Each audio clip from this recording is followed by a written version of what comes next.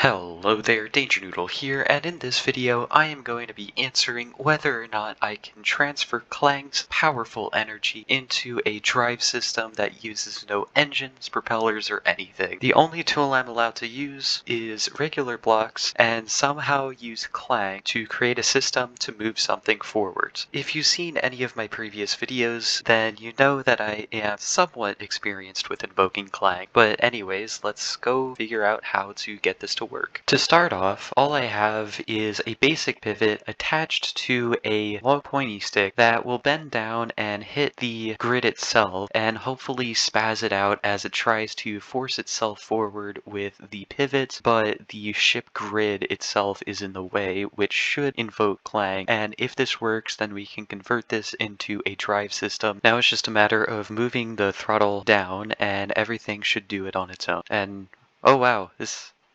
is working. It's going forward. Wait a second, come back here. It actually worked. I did virtually nothing and I already have a drive system. Wait, now it's going backwards.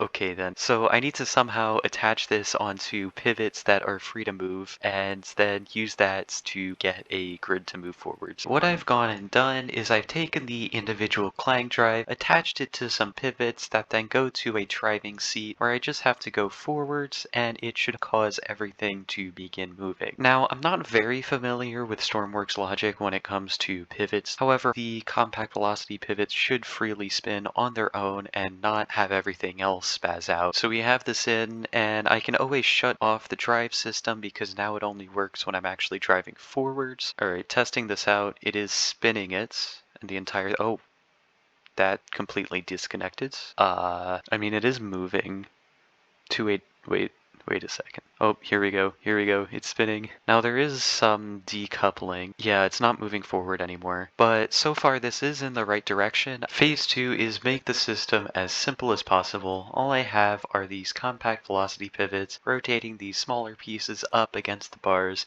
that should hopefully force everything forward, if not everything spinning in the air. That's just my assumption at least. Let's start going forwards, and one of them's actually going, oh, okay, that's doing something. Well, it's technically moving forwards, albeit a little unreliably, but it is actually moving. Okay, we're actually flying at this point. So then it's just a matter of getting off the throttle, and it should all just settle back down.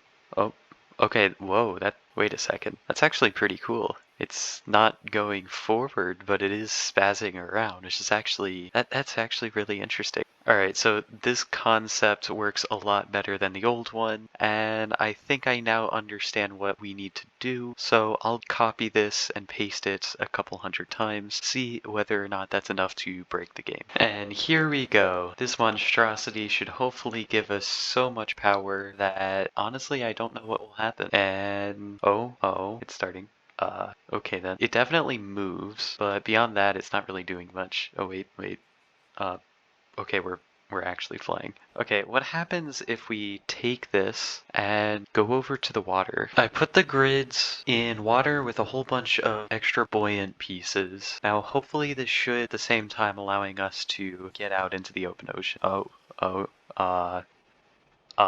Well, we're spinning. That's something. Alright, so this is actually working to a degree. It's just going in the wrong direction. Let's start going forward and see if that changes anything. Okay, now we're going in a direction. Now, this is moving the entire grids. I do have invincibility for all vessels on, so damage doesn't actually happen. So in the real world, this wouldn't actually do anything. But this is getting us in the right direction of getting a clang drive working. The big issue is somehow differentiating the vehicle from everything else. What I've done is I've made it slightly smaller, detached the drive system so it's its own entity, made it so it's attached by rope. All I have to do to trigger it is flip the breaker up. Okay, that's spazzing out, and the ship is kind of moving, though I think it's just hitting into the ship. Alright, this should be more stable and won't try to fall down anymore. Flipping this, now it's just spazzing in place.